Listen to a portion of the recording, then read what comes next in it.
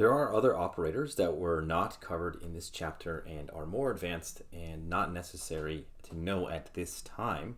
So there's a whole series of bitwise operators, and these are the symbols used to perform that operation.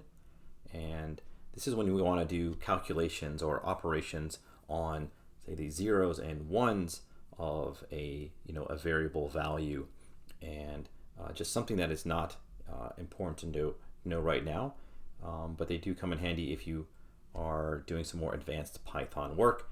Something that will be more common and we will cover later in the future is the operators in and is.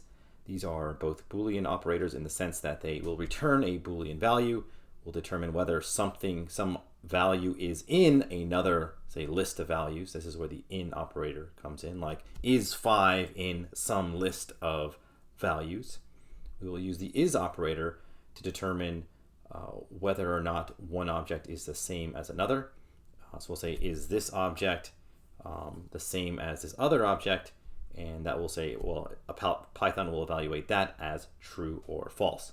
So just to let you know, there are other operators besides the arithmetic and comparison operators and the Boolean ones that we covered.